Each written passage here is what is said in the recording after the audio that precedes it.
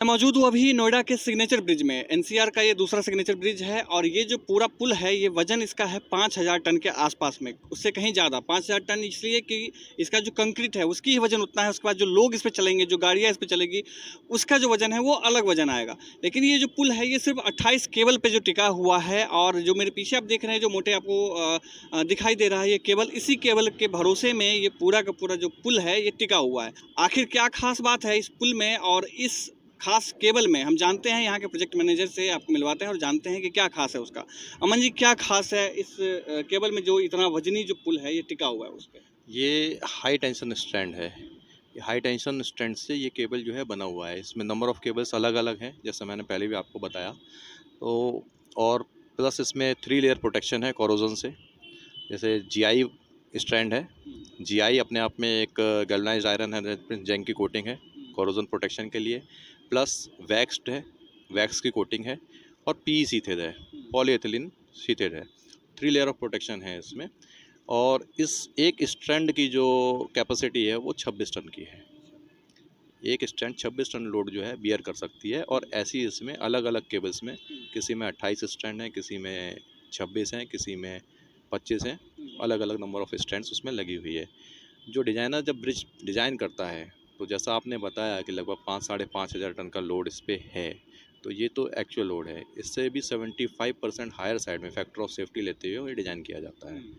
तो हर केबल में अलग अलग फोर्सेस है, डिज़ाइन फोर्सेस हैं, उसके अकॉर्डिंग ये डिज़ाइन किया गया है। तो मेन यही है कि स्ट्रैंड जो है हाई टेंशन स्ट्रैंड है। क्लास 2 रिलैक्सेशन स्ट्रैंड होती है। 15.7 mm एक स्ट्रैंड का डाया होता है और एक स्ट्रैंड में 7 प्लाईज होती है।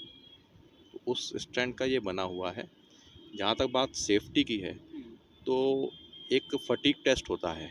Fatigue and ultimate strength test in strengths पे किया जाता है फुल्ली असेंबल्ड केबल पे। जैसे हमारा जो मैक्सिमम लोड का केबल, वो केबल नंबर 4 है, उसको एज इट इज़ असेंबल करके यूरोप की कुछ 5 यूनिवर्सिटीज़ हैं जो उस टेस्ट को करती हैं। उनमें से एक यूनिवर्सिटी में हमने टेस्ट कराया है, जो कि टेक्निकल यूनिवर्सिटी वियना है, ऑस्ट्रिया में। तो उस यूनिवर्सिटी में वो फटीग टेस्ट हुआ है।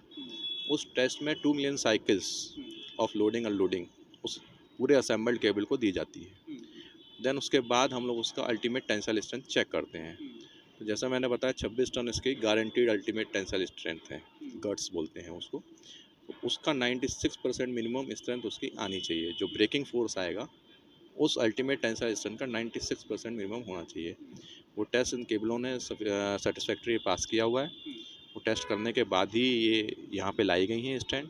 ये स्टैंड भी हमारी ऑस्ट्रिया से आई हैं और इनको यहाँ लगाया गया है। फटीग टेस्ट मतलब कि क्या होता है? कि क्या, जैसे ये पुल है तो पुल जब इस पे लोग वजन इस पे पड़ेगा तो वो टेढ़ा मेढ़ा होगा, या उससे बचाने के लिए क्या है, उस बारे में थोड़ा बताइए। फटीग टेस्ट का मतलब, फटीग का मतलब ये होता है जब किसी भी स्ट्रक्चर पे लोडिंग अनलोडिंग के पैटर्न्स आते हैं, या फिर हम लोग टेक्निकल भाषा में बोले तो स्ट्रेसेस के जो होते हैं, वो प्लस माइनस दोनों इफेक्ट आते हैं, उसको फटीग बोलते हैं। तो जब इस पे मूवमेंट होगा तो इसमें स्ट्रेसेस आएंगे, टेंशन बढ़ेगा केबल में। जैसे ही हो जाएगा तो रिलीज़ होगा। इस तरीके का लोडिंग अनलोडिंग की साइकिल्स इसमें कई मिलियन साइकिल्स आएंगी। तो उसको सेटिस्फाई करने के लिए कि उतनी मिलियन साइकिल्स को ये बियर कर रहा है कि नहीं कर रहा है, वो फटीग टेस्ट कराया जाता है। वो एक मैंडेटरी टेस्ट होता है, as per code stay cable system के लिए कराया जाता है। जब ये एक बात और बताएं कि आपने बताया कि लगभग 28 इस तरीके के वायर हैं और 28 वायर में अलग अलग तरीके से फिर से वायर लगे हुए हैं। अगर किसी वायर में कुछ खराबी आती है, कोई वायर टूट जाता है कभी न कभी, क्योंकि मैकेनिकल चीज़ें हैं, खराबी आती हैं, उस चीज़ से बचने के लिए क्या ऐसी व्यवस्था की गई है? इसमें एक स्ट्रक्चरल हेल्थ मॉनिटरिंग सिस्टम का प्रयोग किया गया है। Structural health monitoring system basically elastomagnetic force पे, ठीक है ना, उसके मतलब प्रिंसिपल पे जो है structural health monitoring system design किया गया है इसका। और इसके हर केबल में 3 स्टैंडों पे सेंसर्स लगाए गए हैं अल्टरनेट फैशन में। वो सेंसर्स इसके फोर्सेस को लगातार मॉनिटर करते रहते हैं और एवरेज फोर्स के रीडिंग आपको एक सॉफ्टवेयर के थ्रू मोबाइल पे देख सकते हैं आप। इन केस कोई भी अनफॉर्चुनेट कंडीशन आती है या कोई भी फोर्सेस का इम्बैलेंस होता है, तो वो सॉफ्टवेयर आपको वो बता देगा कि इसमें जो है फलानी केबल में फोर्स ज़्यादा आ रहा है। तो उससे आपको पता चल जाएगा कि हाँ, इसमें कुछ इशू है। उसको चेक करके यदि किसी स्ट्रैंड में कोई इशू आता है, फ्यूचर में उसको रिप्लेस किया जा सकता है। आप देख रहे थे न्यूज़ 18 नोएडा के लिए आदित्य कुमार की रिपोर्ट।